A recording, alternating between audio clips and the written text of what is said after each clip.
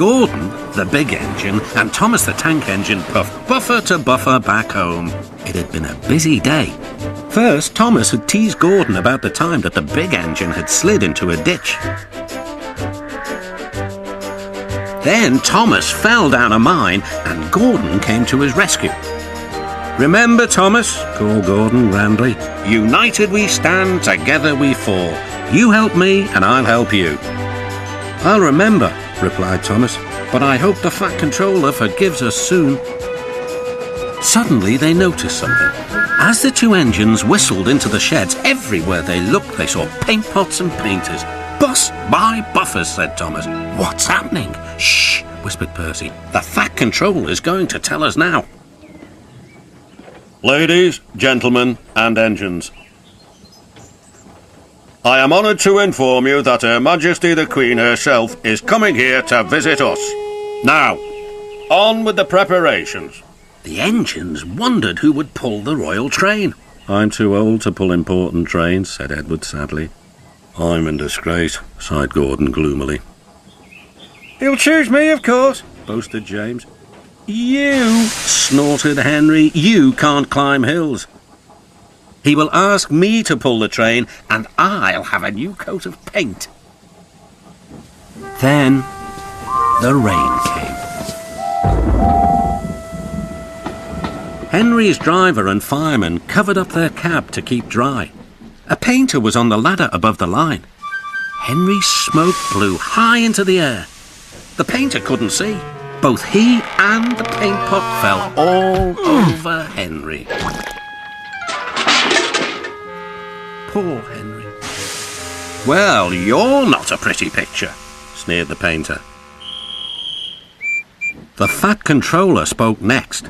"You look like an ice cake, Henry. That won't do for the royal train. I must make other arrangements."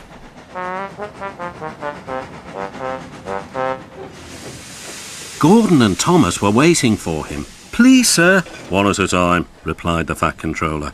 "Yes, Gordon?" "May Thomas have his branch line again?" I think you are both very sorry and deserve a treat. Edward will go in front to clear the line. Thomas will look after the coaches, and Gordon will pull the train." The great day came. All the engines worked hard, bringing people to the town. Thomas sorted out their coaches in the yard.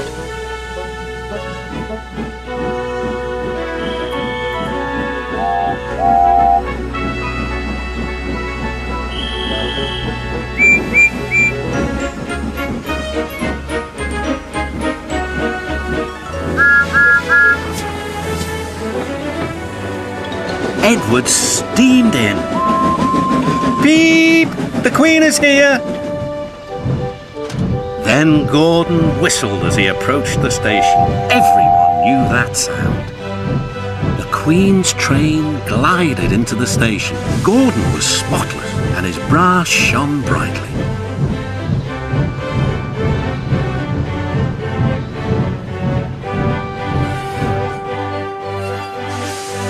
The Fat Controller stood to attention. "Welcome, Mum." The Queen thanked him for a splendid run and asked to see all the engines. "Beep, beep," whistled Toby and Percy. "Shh," hissed Henry and James. But Toby and Percy didn't care. "3 cheers for the Queen! Beep, beep," whistled the engines. When it was time to leave, the Queen spoke specially to Thomas, who fetched her coaches. Then to Edward, and finally to Gordon, who took her away. No engines ever felt prouder than those on the Fat Controller's railway.